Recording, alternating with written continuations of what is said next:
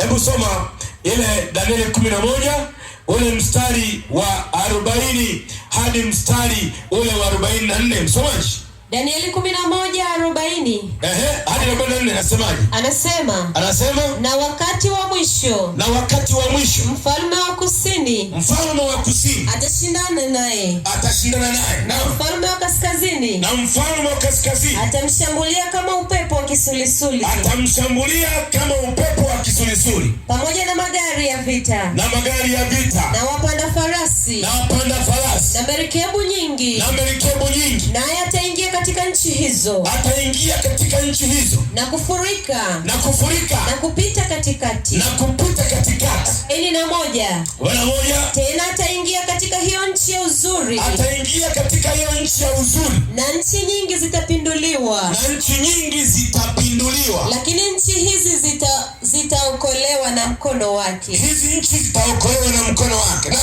Edomu. Na Moabu. Na wakuu watu wa Amoni. Ngoja kidogo. Hawa sina muda wa kuelezea. Naomba kidogo mniangalie watu wa Mungu nimalizie. Anapotaja Edom na Waamoni na maana yake ni nini? Hayo ilikuwa ni makabila yaliyokuwa ndani ya Kanaani, yaliyotokana na uzao wa Esau, lakini pia na uzao wa nani? Wa Lutu.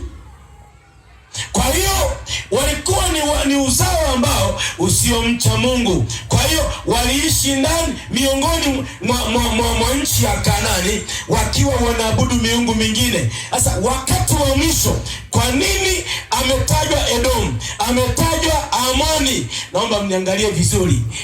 Yaani ni jamii ya watu walioishi kipindi cha kale, walikuwa wanaabudu miungu, wanaabudu sanamu, walikuwa hawajui ukweli, na ni kwa watu hao wawili, Edom na Amoni, wanawakilisha watu wote wasioijua kweli katika ulimwengu wakati wa mwisho. Wanafananishwa na Edom, wanaoabudu miungu mingine, wanaoabudu sanamu, wasiokuwa na ukweli. Lakini wakati wa mwisho anasema hawa Edomu hawa walioko ndani ya Babeli, jamani haleluya, jamani haleluya, walioko ndani ya nini?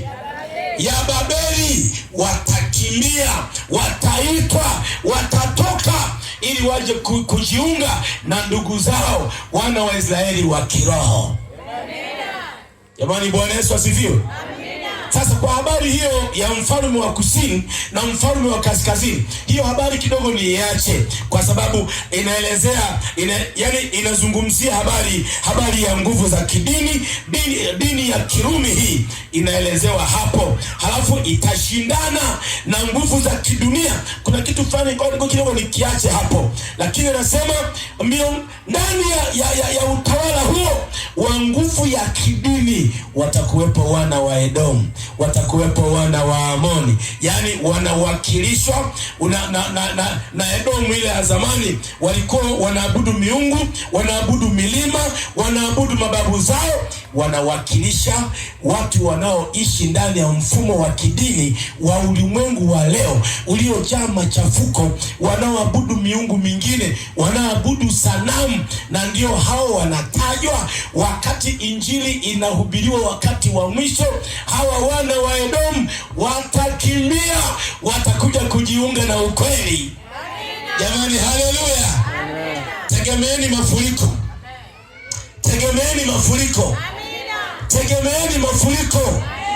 Wakati injili inapoenda kuhubiriwa wakati wa mwisho, ikiwa imepewa uwezo na nguvu za mbinguni, ikiwa imepewa injili hiyo, nguvu ambayo sio ya kawaida, watendakazi wamewezeshwa. Naomba niwaambie leo hamuamini. Watu walioko serikalini, walioko madhehebu ya Jumapili, wale Waislamu, nchi za Kiarabu, naomba niwaambie, Mungu atakapoliamsha jeshi hili, kanisa la Mungu, akaliwezesha, hao wana wa Edom, hao wana wa Amoni watakimbia, wataingia ndani ya kanisa, wataingia.